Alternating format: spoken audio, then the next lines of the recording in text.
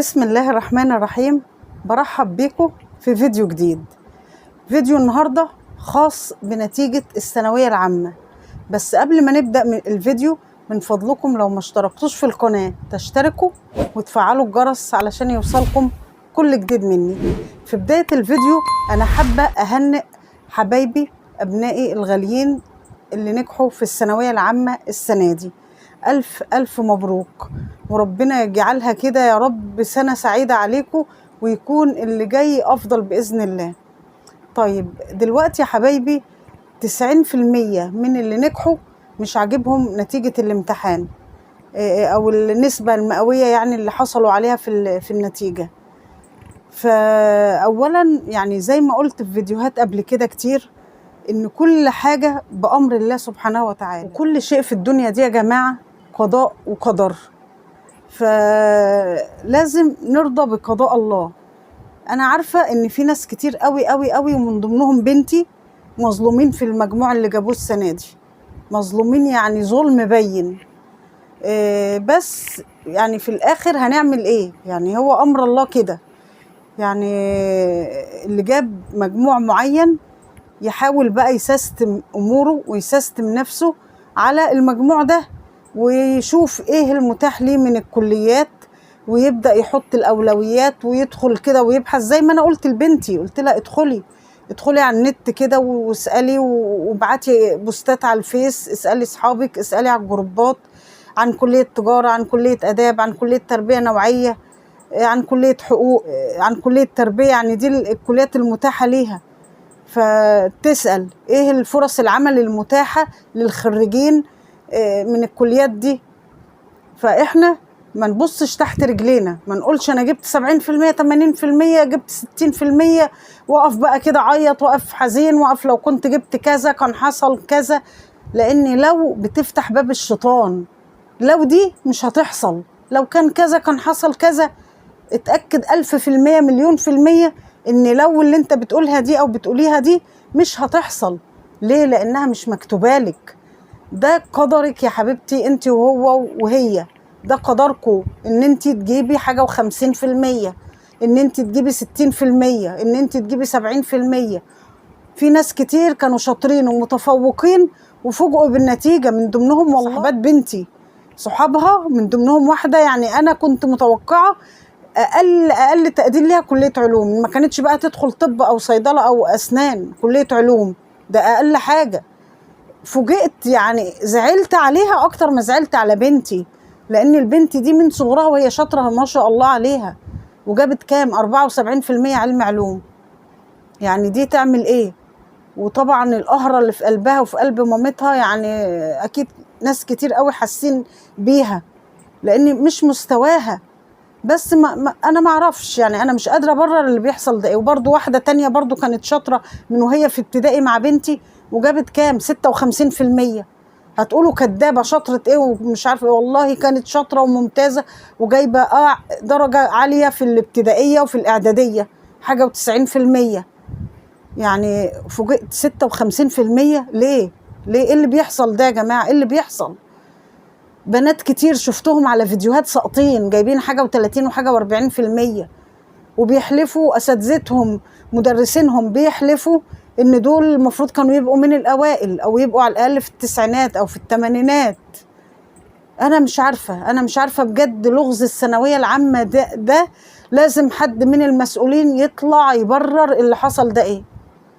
وعن نقيض أقسم بالله العلي العظيم 2 أعرفهم قريبين جدا، ولدين مش بنتين، ودول كانوا شغالين، لان يعني محتاجين للشغل.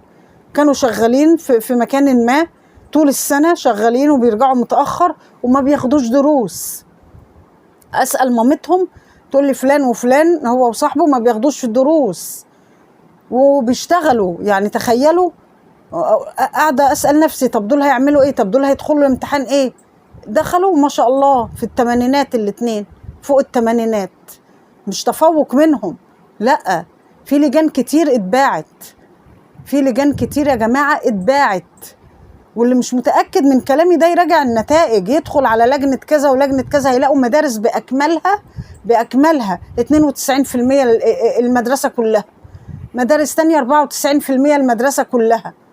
يعني ايه ده؟ ايه الظلم ده؟ بجد ايه الظلم ده؟ يعني الظلم ظلمات يوم القيامة.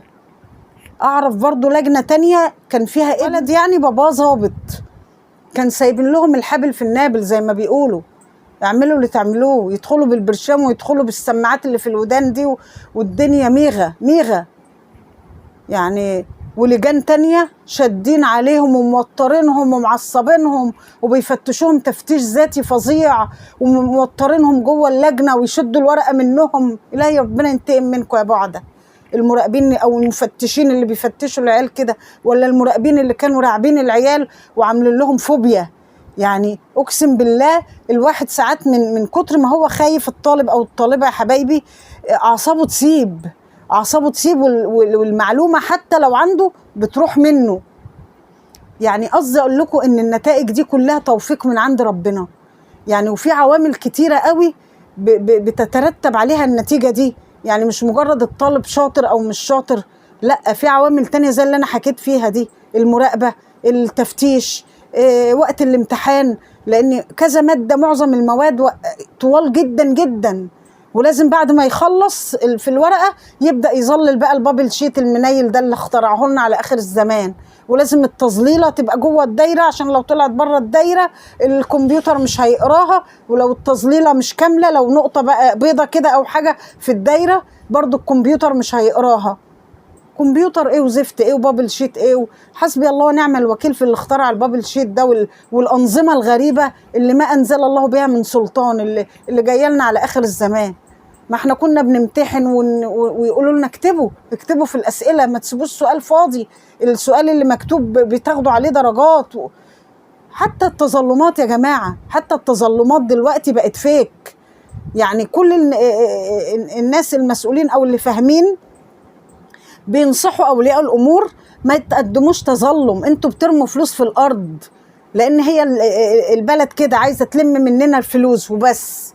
كل غرضهم مش انهم يرجعوا الحق بقى لاصحابه او يرجعوا الحقوق لاصحابها للطلبه دول المظلومين، لا، انا هرجع لكم الدرجات، هجمع الدرجات. قال يعني بقى الماده اللي جاب فيها 30 يا سلام جمع بقى وفي الاخر هم ال 30. لكن لو سؤال بقى متصحح غلط او سؤال نسيوا يصححوه او اجابه صح واتعملت غلط، كل ده يقول لك ارفعوا قضيه وموت يا حمار بقى لما يجي لك العليق. يعني بجد نظام عقيم، نظام ظالم جائر، والظلم ظلمات يوم القيامة والله، وما الله غافل عما يفعل الظالمون إنما يؤخرهم ليوم تشخص فيه الأبصار. يعني أنتم متخيلين عظم الآية دي؟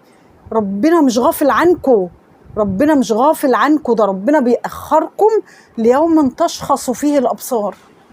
يلا حملوا بقى أوزار فوق أوزاركم بقى، وهتاخدوا وزر وذنب كل طالب وطالبة اتظلموا في الثانوية العامة.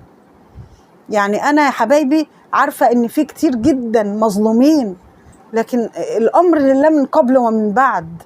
بس يعني خلي عندكم أمل في الحياة، ما تزعلوش حتى اللي سقطوا، والله حتى اللي سقطوا. إيه يعني سنة وتعدي.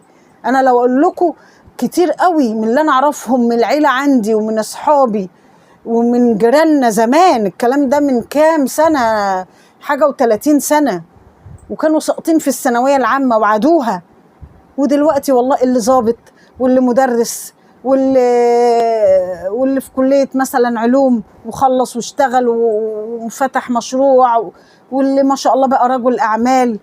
يعني مش نهاية العالم، ما تجوش على نفسكوا قوي، ما تقسوش على نفسكوا قوي، كل حاجة بتمر وبتعدي وآخرتها إيه في الآخر. يعني اللي اتخرجوا عملوا إيه من قبلكوا؟ اللي اتخرجوا عملوا إيه؟ يعني أنا مثلا عندي مثال ابني وبنتي الكبار ربنا يحميهم يا رب. ابني الكبير مهندس وما كانش عايز أياميها يدخل هندسة، وأنا اللي صممت إزاي أنا أبقى مهندسة وبابا مهندس وهو ما يبقاش مهندس. يعني انتوا عارفين التفكير الحلو ده بتاعنا. فأنا كان لازم ابني الكبير يبقى مهندس، يعني أي حاجة تحصل إلا إنه ما يبقاش حاجة غير مهندس. فالمهم صممت ان هو يدخل هندسه، ودخل فعلا هندسه العريش وخلص والحمد لله رب العالمين. مش قادره اقول لكم، اقسم بالله ما اشتغل يوم واحد بتخصصه، يوم ما نزل كده شغل وقالوا ده مهندس يا باش مهندس كذا، ما اشتغلش. اشتغل مجال تاني خالص، اشتغل في هو مهندس مدني، اشتغل في مجال التسويق الالكتروني ومسافر بره دلوقتي في تركيا، وشق حياته اهو الحمد لله، ويعني مستقر في المجال اللي هو اختاره، الكارير اللي هو اختاره ده هو مبسوط فيه. ما اشتغلش يوم في الهندسة المدنية اللي هو درسها. بنتي ليسانس ألسن قسم صيني، ما اشتغلتش يوم في تخصصها، وهي حاليا برضو شغالة شغلانة تانية، فاهمين؟ ملهاش علاقة نهائي بالدراسة. ناس تانية أعرفها، واحد تاني مهندس برضو كهرباء، ما اشتغلش يوم في تخصصه، اشتغل تاجر مع والده، عنده أدوات منزلية محل كبير، اشتغلوا بقى هو ما شاء الله دلوقتي بيقولوا له يا باش مهندس، بس هو تاجر أدوات منزلية. تعالوا واحد تاني، بصوا عشرات الأمثلة ممكن تتقال. واحد دبلوم، بس يعني واحد دبلوم كان بيعمل شاي وقهوة في مكتب ملاحي، في مكتب توكيلات ملاحية، كان صغير بيتعلم لسه، أو لسه يا دوبك مخلص أو كده، بدأ يلقط الشغلانة المهنة، بدأ يلقطها هنا من هنا لهنا، أجر له شقة صغيرة عملها توكيل ملاحي، بعد ما كان إيه يا حبايبي بيعمل الشاي والقهوة. شقة صغيرة جدا بقت إيه يا دوبك كده على القد كده، شغلانات كده بسيطة. الشقة بقت شقة أكبر، الشقة أكبر بقت دور كامل في برج. الشقة الصغيرة بقت شركة دلوقتي لها اسمها في السوق في التوكيلات الملاحية، وهو معاه دبلوم، وما شاء الله رجل أعمال ناجح ناجح، ربنا يصلح حاله. أنا مش بقلل من اللي معاهم دبلومات، على عيني وعلى راسي، وفيهم ناس كتير قوي ناجحين قوي في أعمالهم، وفي ناس تانية بكالوريوسات وفاشلة في حياتها.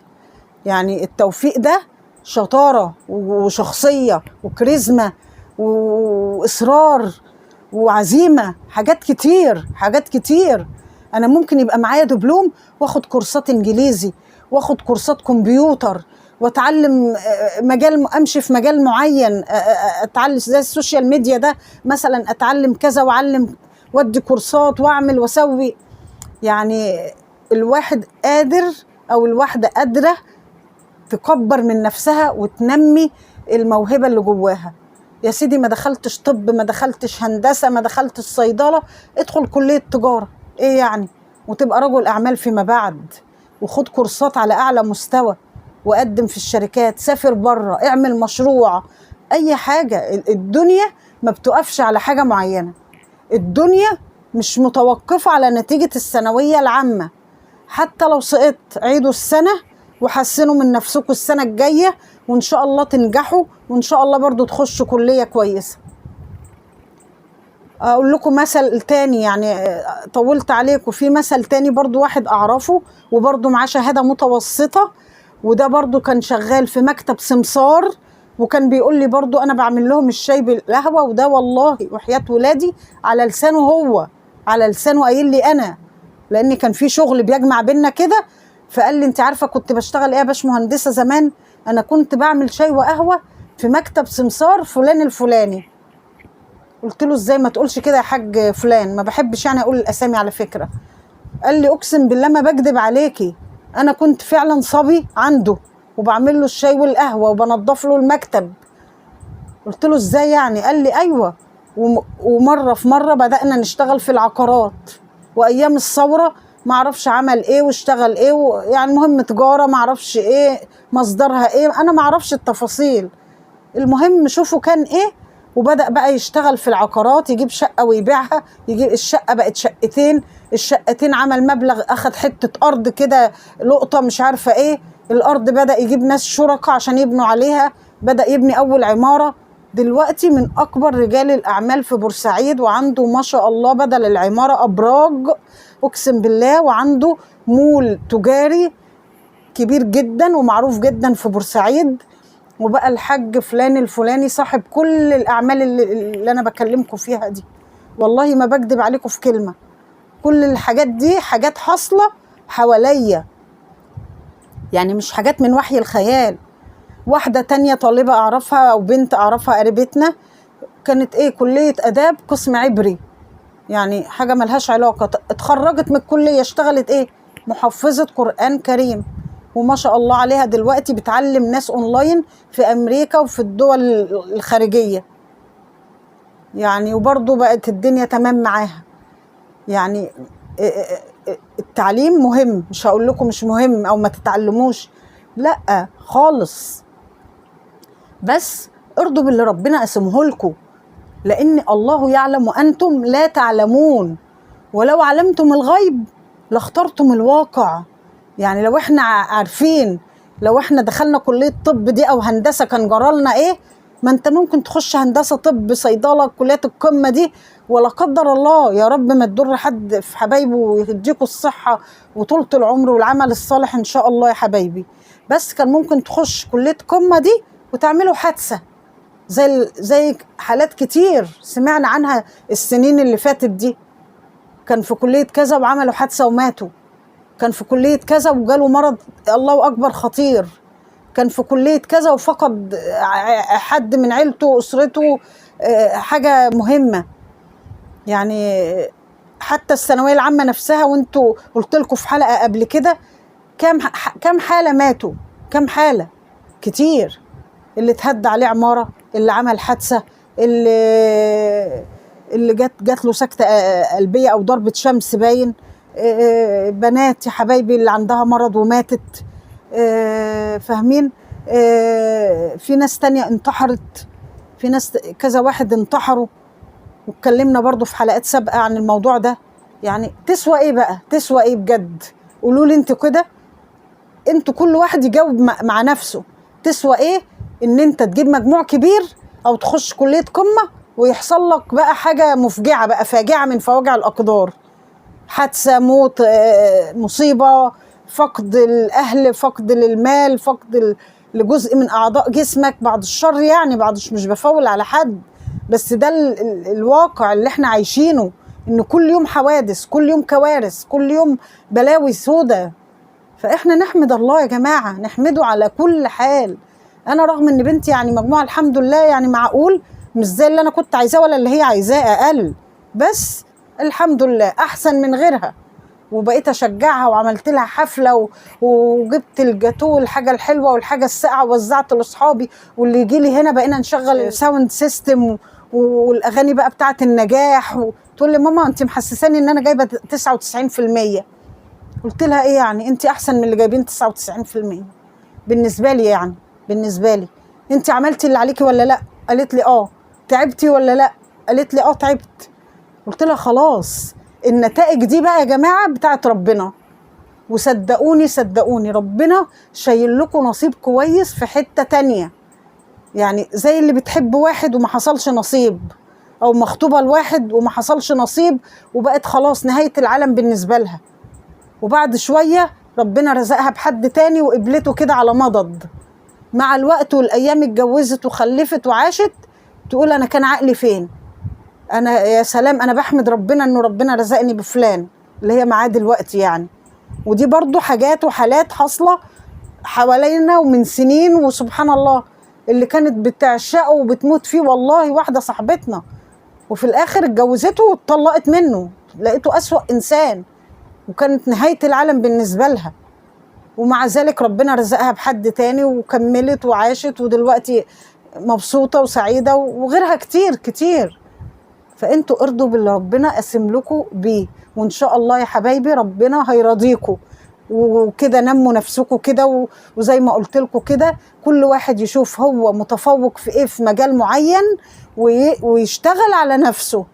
حتى يا سيدي لو انت ما عندكش قدرة ذهنية او بدنية ان انت تشتغل على نفسك وتاخد كورسات وتاخد مش عارفة ايه وايه وكل اللي انا اتكلمت فيه ده، مش مهم، اشتغل اي شغلانة، اعمل قرش، ادخل بفلوسك جمعية، ما تشربوش سجاير ولا فب ولا بلا ازرق، ما تشربوش سجاير، اتقربوا من ربنا، صلوا ربنا هيوسع رزقكم، وفي السماء رزقكم وما توعدون.